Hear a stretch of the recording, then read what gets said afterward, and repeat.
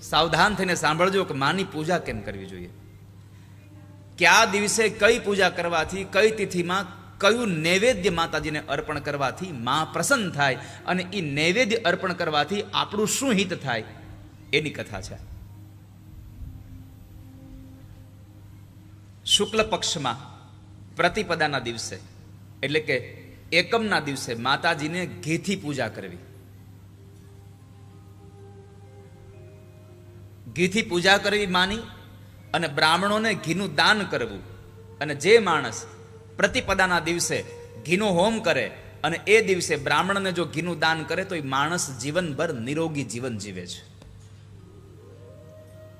બીજના દિવસે માતાજીને શર્કરાનું પૂજન કરવું, શર્કરાનું દાન કરવું બ્રાહ્મણોને, અને જે માણસ શર્કરાનું દાન કરે છે એ માણસ દીર્ઘજીવી બને છે. ત્રીજના દિવસે માને દૂધથી પૂજા કરવી, માને દૂધનું નૈવેદ્ય અર્પણ કરવું, દૂધ અર્પણ કરવું, બ્રાહ્મણોને દૂધનું દાન કરવું, અને એ દૂધના દાન કરવાથી માણસ દુઃખોમાંથી મુક્ત બને છે. ચતુર્થી એટલે કે ચોથના દિવસે માતાજીને માલપુડાનો નૈવેદ્ય અર્પણ કરવો, માતાજીને માલપુવા આપવા, અને એ માલપુવા માતાજીની પૂજા કર્યા પછી જો એવા માલપૂજાઓથી બ્રાહ્મણને દાન કરવામાં આવે તો માણસના વિઘ્ન અને બાધાઓ બધી મુક્ત થઈ જાય છે. પાંચમના દિવસે માતાજીને કેળા અર્પણ કરવા, બ્રાહ્મણોને જરૂરિયાતમંદ લોકોને કેળાનું દાન કરવું, અને એ કેળાના દાન કરવાથી માણસ બુદ્ધિમાન બને છે. છઠના દિવસે માને મધથી સ્નાન કરાવવું, છઠના દિવસે માને મધ અર્પણ કરવું અને બ્રાહ્મણોને મધનું દાન કરવું. મધનું દાન કરવાથી માણસની કાંતિ વધે છે, ક્રાંતિ વધે છે. સપ્તમીના દિવસે માને ગોળ અર્પણ કરવો. સાતમના દિવસે માની ગોળની પૂજા કરવી, બ્રાહ્મણોને અને જરૂરિયાતમંદ લોકોને ગોળનું દાન કરવું, અને ગોળનું દાન કરવાથી માણસ શોકમાંથી મુક્ત થાય છે. અષ્ટમી આજનો દિવસ. આઠમના દિવસે માને નારિયેળ અર્પણ કરવા, નાળિયેરથી પૂજા કરવી, અને નાળિયેરથી પૂજા કરી અને નાળિયેરનું કોઈને દાન કરવાથી એ માણસ સંતાપમાંથી મુક્ત બને છે. નવમીના દિવસે માને ડાંગર આપવા, ડાંગરથી પૂજા કરવી, અને ડાંગરનું દાન કરવાથી માણસ પરલોકના સુખને ભોગવે છે. દશમીના દિવસે કાળા તલ, માતાજીને કાળા તલથી પૂજા કરવી, અને એ પૂજા પછી કાળા તલોનું દાન કરવાથી એ માણસ યમલોકનો ભયમાંથી મુક્ત થઈ જાય છે. એકાદશીના દિવસે માને દહીં આપવું, દધી. એ દધીના એ પૂજા દ્વારા અને દધીના દાન દ્વારા એ માણસ દેવીનો પ્રિય બને છે, પરમ પ્રિય થાય છે. દ્વાદશીના દિવસે માને પૌવા આપવા, પૌવાનું દાન કરવાથી માણસ માનો પ્રિય પાત્ર બને છે. તેરસના દિવસે ચણા, અને એ ચણાથી પૂજા કરીને ચણાનું દાન કરવાથી આ સંસારમાં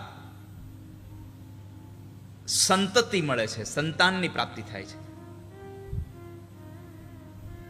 14ના દિવસે માને સાથવો, સત્તુ સાથવો, અને જે સાથવાથી માની પૂજા કરે સત્તુ, એ સત્તુથી માતાજીની પૂજા કરે તો એ સત્તુની પૂજા દ્વારા માતાજી તો પ્રસન્ન થાય, પણ સાથે સાથે ભગવાન શિવ પણ પ્રસન્ન થઈ જાય છે, શંકરનો પ્રિય બની જાય છે માણસ. અને પૂર્ણિમાના દિવસે માને ખીરથી પૂજા કરવી, અને જે માણસ ખીરથી પૂજા કરી અને ખીરનું દાન બ્રાહ્મણોને કરે છે એના પિતૃઓનો ઉદ્ધાર થઈ જાય છે. આ પૂર્ણિમા સુધીનો ક્રમ દેવ ભાગવતે બતાવ્યો છે. એટલે તમે જુઓ, શ્રાદ્ધમાં પ્રાયઃ ખીર બનાવવામાં આવે છે. પિતૃઓની તૃપ્તિ માટે ખીરનું દાન થાય છે, ખીરની પૂજા થાય છે. આ તો પૂનમ સુધીની તિથિ બતાવી, પણ આપણે 7 વાર છે, રવિવારથી લઈને શનિવાર સુધી, આ 7 દિવસોમાં માતાજીને શેનું નૈવેદ્ય આપવું એની કથા કરી છે.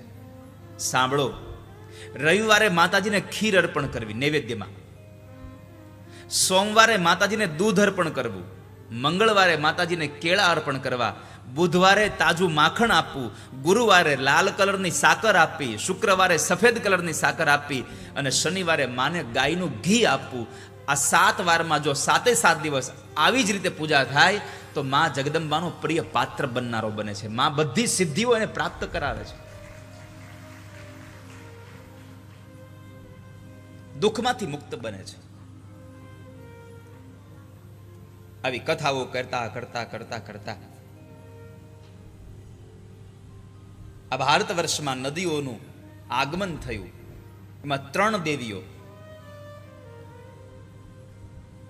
ગંગા, સરસ્વતી અને લક્ષ્મી, ત્રણેય આ ભૂતલ ઉપર આવે છે. પણ આ ત્રણેય ભૂતલ ઉપર આવે છે એનું કારણ શું હતું? તો કહે છે કે એકબીજાના શાપને લઈને અંદરો અંદર શાપ આપ્યા અને ત્રણેય આ ધરતી પર આવ્યા. આ ત્રણેય દેવી ભગવાન વિષ્ણુની ભાર્યા એટલે કે પત્નીઓ છે. એકવાર ત્રણેય પત્નીઓ સાથે ભગવાન નારાયણ બેઠા છે.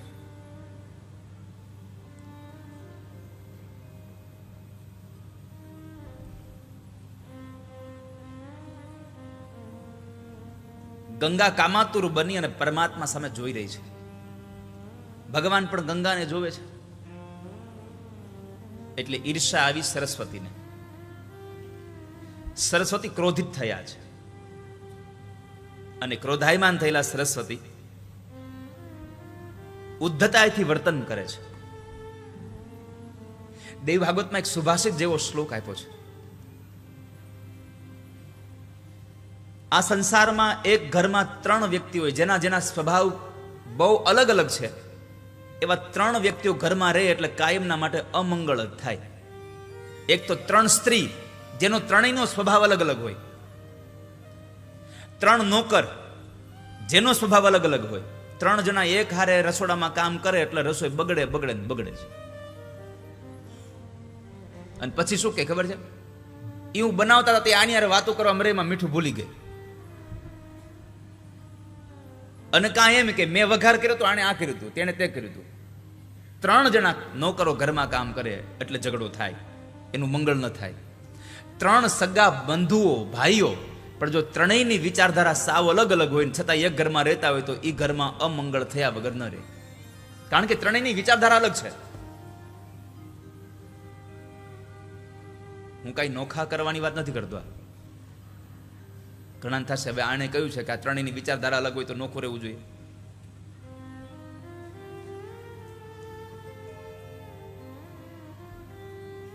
તો આ 3 લોકો જો એક એક ઘરમાં સાથે રહેતા હોય તો મંગળ ન થાય. એમાં વિપરીત સ્વભાવની 3 સ્ત્રીઓ એક ઘરમાં, એટલે એ ઘર ક્યારેય સ્વર્ગ સમાન ક્યારેય સુખ ના આપે, એ નર્ક જેવું જ આપે. કારણ કે સવારે ઘરેથી નીકળ્યા પછી ઘરે આવો ત્યાં આપણે તૈયારી હારે જ જવાનું કે જાતાની સાથે આપણે હવને ફરિયાદો સાંભળવાની છે.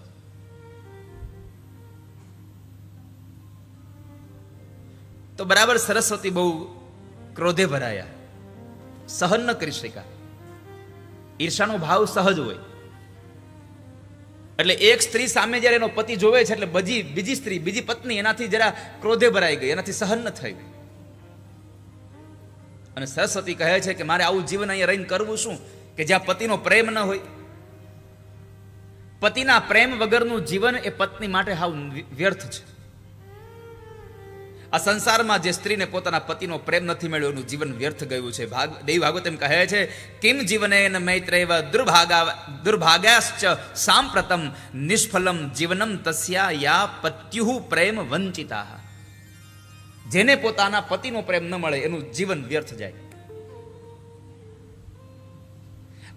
આ જરા ઉદ્ધતાઈથી વર્તન કર્યું સરસ્વતીજીએ એટલે ભગવાન ત્યાંથી નીકળી ગયા કંઈક વિચારતા વિચારતા. અને ક્યારેક ક્યારેક અમુક જગ્યાએથી નીકળી જવામાં મજા હોય. તમે ત્યાં બેઠા હો એટલે વધારે પડતું કંઈક થયા કરે, તમે નીકળી જાઓ તો એ શાંત થઈ જાય. એટલે ભગવાન આવું કંઈક વિચારીને નીકળી ગયા. પણ અહીંયા શાંતના બદલે વધારે વાતાવરણ ઉગ્ર બન્યું અને ગંગાજી સરસ્વતીના વાળ પકડવા માટે દોડ્યા. અંદરો અંદર ઝઘડો થયો. વાળ પકડવા દોડે એટલે લક્ષ્મીજી વચ્ચે આવ્યા. ગંગાજીને સમજાવે છે પણ લક્ષ્મીજી વચ્ચે આવ્યા તો સરસ્વતીએ ગંગાને મુખ પડતા અને લક્ષ્મીજીને સીધો સરસ્વતીએ શાપ આપ્યો કે તું વચ્ચે આવી છે ને અહીંયા બેસવા છતાં પણ તે મારો પક્ષ ન લીધો. જા, હું તને તું જેમ જળની જેમ બેઠી છો એમ હું તને શ્રાપ આપું છું, આ ધરતીમાં નદી તરીકે જઈશ અને નદી તરીકે ગયા પછી તું વૃક્ષ તરીકે જઈશ આ સંસારમાં. સરસ્વતીએ લક્ષ્મીને શ્રાપ આપ્યો, પણ લક્ષ્મી કશું બોલ્યા નહીં, શાંત રહ્યા.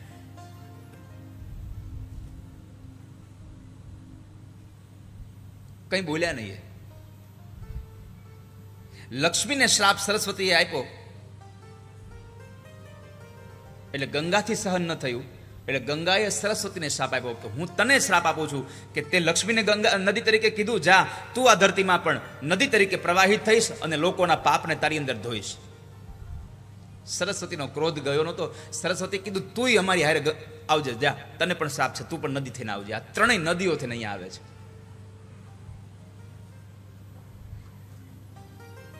ત્રણેયનો ઝઘડો, ત્રણેયનો આ બેયનો ક્રોધ. લક્ષ્મીજીએ કોઈને શ્રાપ ના આપ્યો, શાંત રહ્યા છે. આ એક ખાલી પ્રેમને ખાતર. પણ આ જે પ્રેમની વાત છે એ કંઈક અલગ પ્રકારના પ્રેમની વાત છે.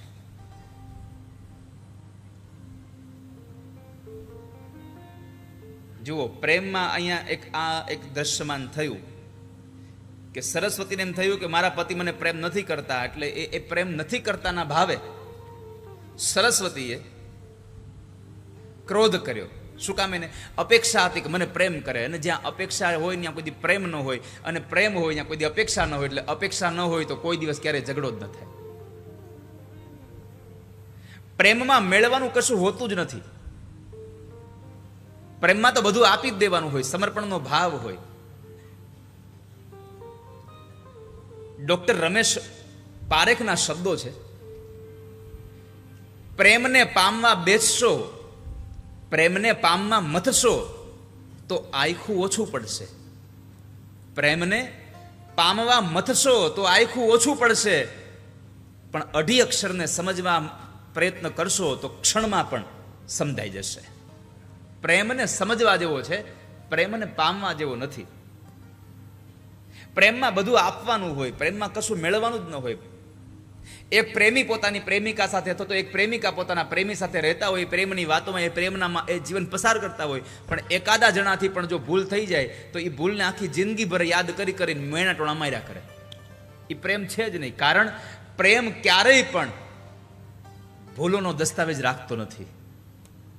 પ્રેમ ક્યારેય પણ ભૂલોનો દસ્તાવેજ રાખતો જ નથી. પ્રેમ એકબીજાને અનંત બનાવી દે છે. પ્રેમનો સીધો સાદો અર્થ કહું, તમે જેને પ્રેમ કરો છો એના જીવનમાં તમને નથી ગમતું એવું કાર્ય એના હાથે થાય, છતાં પણ એ કાર્યને તમે પ્રેમથી સ્વીકારી લ્યો, એ તમારા માટે પ્રેમ છે આ સંસારમાં. આપણે શું કહીએ, તમે મને પ્રેમ કરતા હોય તો મને ગમે એવું કરો. ના, તમને ન ગમે એવું કરે છતાં પણ તમે એને પ્રેમ કરતા રહો તો સમજો તમે પ્રેમ કરો છો આ સંસારમાં કોઈને. આપણે તો કોને પ્રેમ કરીએ? જે આપણને ગમતું હોય એ કામ કરે તો. પ્રેમની વ્યાખ્યા એ છે કે આપણને કોઈ ચાહે કે ન ચાહે, બસ આપણે ચાહતા રહીએ. તું ચાહે ન ચાહે મુજને, મારો તો પ્યાર તુજને. હું તને પ્રેમ કરું છું.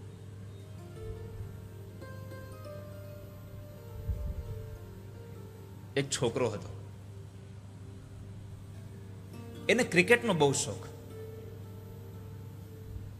એના બાપુજીને વારે વારે કીધા કરે, પપ્પા ક્રિકેટ જોવા લઈ જાવ ને, પપ્પા ક્રિકેટ જોવા લઈ જાવ ને.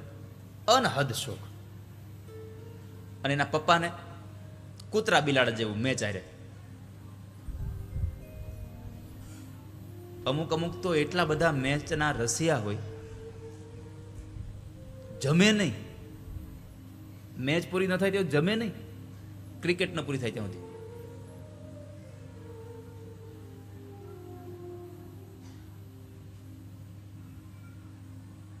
અને કદાચ ક્યારેક અનિવાર્ય સંજોગોમાં અમુક મેચ ન જોવાની હોય તો એ ઘરે બેસીને આમ નિશાસા નાખતો હોય કે આજ મેચ ન જોવાની, જાણે એનું અબજોનું ધન લૂંટાઈ ગયું હોય.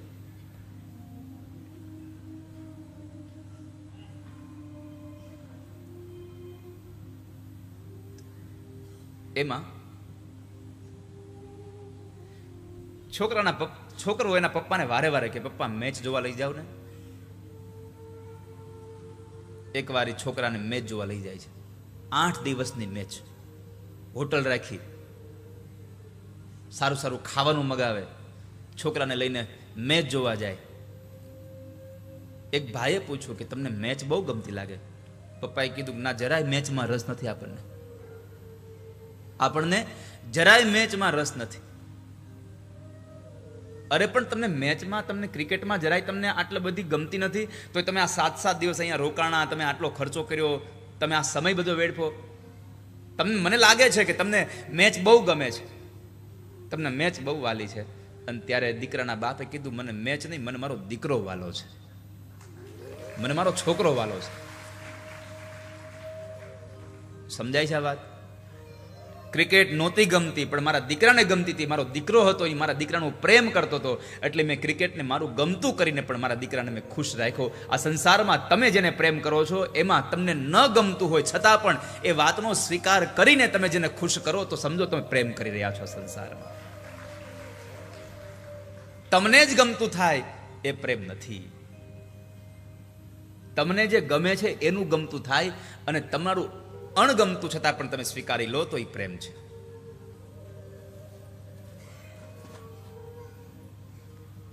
અને આપણે તો આ સંસારમાં એવું જોઈએ કે તે મારું કયું ન કર્યું, હવે મારે મેળ નહીં આવે. અરે તમને પૂછ્યા વગર પાણી ન પી શકે. પ્રેમ જ નથી. કારણ પ્રેમ તો મુક્તિ આપે, પ્રેમ બંધનમાં પાડે જ નહીં કોઈ દિવસ. પ્રેમ તો આઝાદ કરે.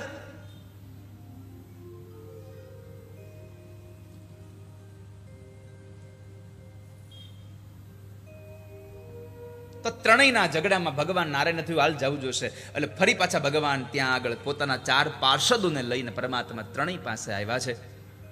અને ભગવાને લક્ષ્મીને કીધું કે લક્ષ્મી, હે શુભે, એક કામ કરો, તમે સંસારમાં જાઓ. ધર્મધ્વજ નામના એક રાજા છે અને એને ત્યાં તમે અયોની જ રીતે કન્યાના રૂપમાં તમે પ્રગટ થશો. તમે જ્યારે તમે વૃક્ષ, ત્યારે તમે વૃક્ષ બનશો અને મારા અંશથી ઉત્પન્ન થયેલો શંખચૂડ નામક અસુર એની પત્ની તમે બનશો અને પછી તમે મને પ્રાપ્ત કરશો, હું તમને પત્ની બનાવીશ. અને ત્યારે તું જ્યારે વૃક્ષ બનીશ ત્યારે તું પવિત્ર થઈ અને આ સંસારમાં તુલસી તરીકે, વૃંદા તરીકે તું અહીંયા આવીશ અને તારે આખી દુનિયા તુલસી તરીકે તને ઓળખશે, તને વૃંદાવની તરીકે ઓળખશે. માટે જાઓ, તમે સંસારમાં જાઓ. ગંગાની ઉત્પત્તિ સગર ચરિત્ર. ભગીરથ રાજાએ, દિલીપ રાજાએ, અંશુમાને આ 3 પેઢીએ તપ કર્યું અને પછી ગંગાજીનું અવતરણ થયું. સગર પુત્રોના 60,000 પુત્રોને, સગરના 60,000 પુત્રોની મુક્તિ માટે માં ગંગાનો પ્રવાહ આ સંસારમાં આવ્યો છે. આમ તો એવું કહેવાય છે કે આ ગંગાનું પ્રાગટ્ય રાધા અને કૃષ્ણના અંશમાંથી કાર્તિકી શુક્લ પૂર્ણિમાના દિવસે આ બંનેના શરીરમાંથી એક તેજ નીકળી અને એ ગંગાજી પ્રગટ થયા છે. જન્મેજય કહે છે, બાપજી તમે કહ્યું કે તુલસી વૃક્ષના રૂપમાં રહે છે, મને સંભળાવો ને. આ તુલસી વૃક્ષના રૂપમાં રહે છે, એનો પ્રાદુર્ભાવ અને એનો મહિમા મને સમજાવો. લક્ષ્મી છે તો એનો મને મહિમા કયો. સાંભળો રાજા. ધર્મધ્વજસ્ય પત્ની માધવીતિ ચ વિશ્રુતા રૂપેણ સાર્ધમ સારમે રેમે ચ ગંધમાદને. રાજા ધર્મધ્વજની પત્ની માધવી વૃષધ્વજનો દીકરો હતો અને એ ધર્મધ્વજ એની પત્ની માધવી સાથે ગંધમાદન પર્વત ઉપર ઉપવનમાં રહેતા હતા. દાંપત્ય જીવન ચાલતું હતું અને એ દાંપત્ય જીવનમાં માની કૃપાથી એના ઘરે કાર્તિક મહિનાની પૂર્ણિમાના દિવસે શુક્રવારે એક કન્યાનો જન્મ થાય છે. એ કન્યા એટલી બધી આમ તમે જુઓ તેજસ્વી હતી. દેવો અપ્સરાઓ કોઈ પણ લોકો એની તુલના કોઈની સાથે કરી નહોતા શકતા. કોઈ પણની સાથે એની તુલના નહોતી થતી. એટલે સૌ વિદ્વાનો એને તુલસી કહીને બોલાવતા હતા. તુલસી નામથી બોલાવતા હતા. કન્યા જરા મોટી થઈ પછી એને વિચાર્યું કે મારે તો બદ્રીમાં જવું છે. એટલે પોતે તપ કરવા માટે બદ્રી વનમાં જાય છે. બહુ ના પાડી, બહુ સમજાવ્યા. ઘણા લોકોએ સમજાવ્યા કે તમે અત્યારે બદ્રી વનમાં ન જાઓ, તમારી આ યુવાન અવસ્થા છે. છતાં પણ આ તુલસીએ નક્કી કર્યું કે મારે બદ્રી વનમાં જ જવું છે. અને એ બદ્રી વનમાં જઈ અને આ ધર્મધ્વજની દીકરીએ 1,00,000 વર્ષ સુધી તપ કર્યું છે. 1,00,000 વર્ષ. અને એ 1,00,000 વર્ષમાં તડકાની અંદર પણ